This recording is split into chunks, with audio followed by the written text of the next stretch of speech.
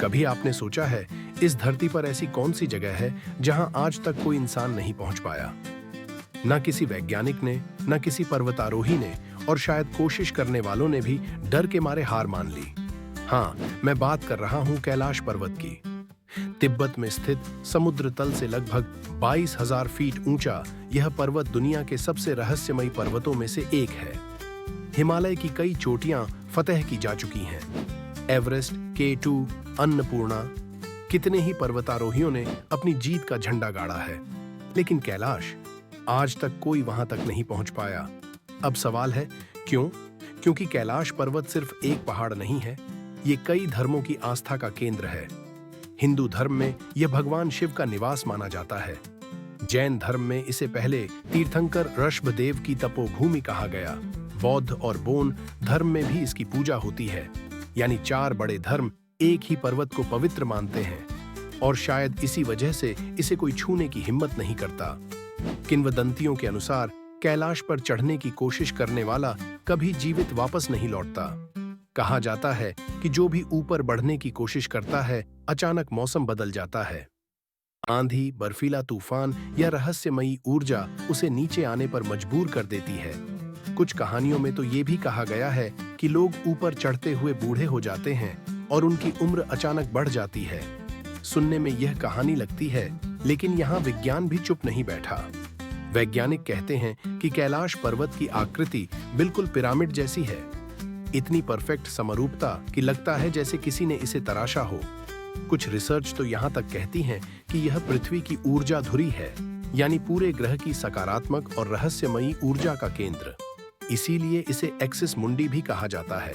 एक और दिलचस्प बात, कैलाश के चारों ओर से 4 महान नदियां निकलती हैं: सिंधु, सतलज, ब्रह्मपुत्र और कर्णाली। क्या यह संयोग है कि दुनिया की सबसे महान नदियां एक ही पर्वत से निकलती हैं? या फिर इसमें कोई बड़ा राज छुपा है? पर्वतारोहण की दुनिया में कई बार कोशिश की गई। 1930 के दशक में कुछ विदेशी पर्वतारोही यहाँ चढ़ने निकले, लेकिन कहा जाता है कि या तो उन्हें अजीब दृश्य दिखाई दिए या फिर उनकी तबीयत अचानक बिगड़ गई। बाद में उन्होंने खुद माना कि यहाँ कुछ ऐसा है जो इंसान को ऊपर जाने नहीं देता। 1990 में भी कुछ पर्वतारोहियों ने परमिशन मांगी, लेकिन चीन सरकार ने साफ मना कर दिया। उन्होंने कहा, यह आस्था का केंद्र है और यहाँ चढ़ाई करना पवित्रता का अपमान होगा। अब सोचिए, एवरेस्ट जैसी सबसे ऊंची चोटी पर लोग पहुंच जाते हैं, लेकिन कैलाश, जो ऊंचाई में एवरेस्ट से कम है, वहां कोई क्यों नहीं जा पाया? क्या यह सचमुच दिव्य ऊर्जा का असर है, या फिर इंसानों की मान्यता और डर हमें रोक देता है? कैलाश के बारे में एक और रहस्य है। इस पर्वत के ऊपर सालों से बर्फ की परत है, लेकिन आश्चर्य यह है कि यह बर्फ कभी पिघलती नहीं। कितनी भी धूप हो, मौसम बदल जाए, फिर भी कैलाश की चोटी वैसी की वैसी रहती है। और इसके चारों ओर जो झीलें हैं, मानसरोवर और राक्षसताल, उनकी कहानी भी उतनी ही अद्भुत है। मानसरोवर को पवित्र और जीवनदायिनी माना जाता है, जबकि राक्षसताल को अशुभ और रहस्यमयी। एक ही जगह 2 झीलें, एक शुभ एक अशुभ, ये भी कैलाश को और रहस्यमयी बना देती हैं। इतिहासकार कहते हैं कि यह सब भूगर्भीय घटनाओं और प्राकृतिक परिस्थितियों का नतीजा है।